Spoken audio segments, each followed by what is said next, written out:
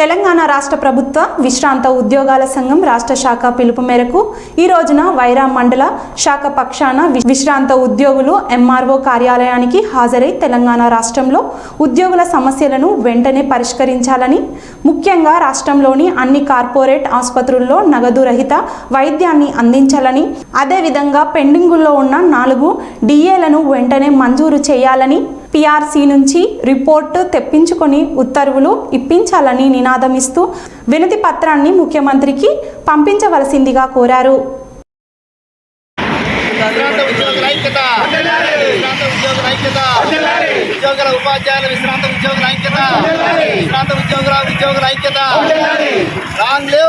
విశ్రాంత ఉద్యోగుల సంఘం విశ్రాంత ఉద్యోగుల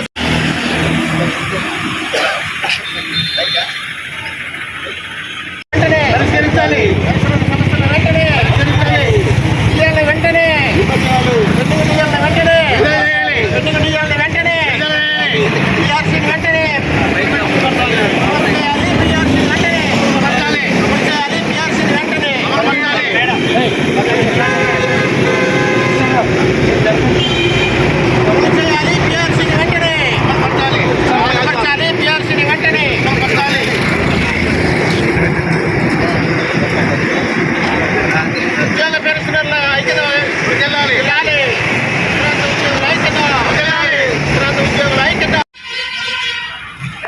సమస్యలు వెంటనే పరిష్కరించాలి. పేదల సమస్యలు వెంటనే విశ్రాంత ఉద్యోగుల సంఘం విశ్రాంత ఉద్యోగుల సంఘం విశ్రాంత ఉద్యోగుల సంఘం పెన్షనర్ల అపరిస్థితి సమస్య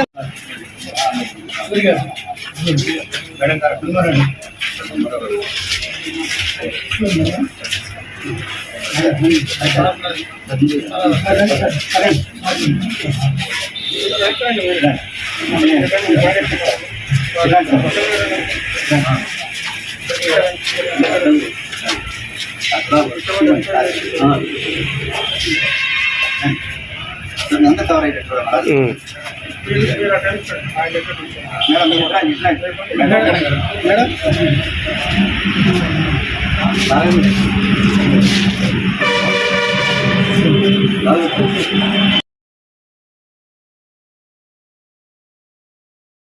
ఏర్పడినటువంటి నూతన ప్రభుత్వం మనకు అనేక సమస్యలు పరిష్కరిస్తామని హామీ ఇచ్చింది. కానీ ఇంతవరకు కూడా ఏ హామీని కూడా నెరవేర్చడానికి ముందుకు రావట్లేదు. ఉపాధ్యాయ సంఘాల నుంచి కానీ ఇతర అన్ని సంఘాల నుంచి కానీ ఏ రకమైన చలనం కూడా లేకుండా కనపడుతుంది. కేవలం కన్స్ట్రక్షన్ మాత్రమే ఇటువంటి మనం ధర్నాలు కానివ్వండి, తహసీల్ ముందు మెమోరాండాలు అప్లై ఇవ్వడం కానివ్వండి, దానివల్ల ప్రయోజనాలు సాధించలేకపోతున్నా అందరం కలిసికట్టుగా ఇటువంటి కార్యక్రమాలు ఇంకా కొనసాగించాలని మా సభ్యులందరినీ కోరుతున్నాను. ముఖ్యంగా నేను కార్యక్రమంలో ఉద్దేశం ఏంటంటే ప్రధానంగా ఏ ఆసుపత్రి కలిసి తీసుకోవడాన్ని నగదరహిత వైద్యం మాకు అందించాలి. దానికి మేము 1% ప్రభుత్వానికి బాగా చేస్తామని మా కన్సల్టెంట్ కొనుక్కోవాలని కూడా చెప్పాము. అయినప్పటికీ కూడాను ప్రభుత్వం ఏ రకమైన కార్యాచరణకు ముందుకు రావటం లేదు. అలాగే లోగానే 5 డిఏలు రావాల్సింది. దీని ఎంతో కలుపుకుంటే 6 డిఏలు మాకు గవర్నమెంట్ 5 డిఏలు ఇవ్వవలసి ఉంది. మరి ఏ డిఏలు కూడా కనీసం ఒక్క డిఏలు కూడా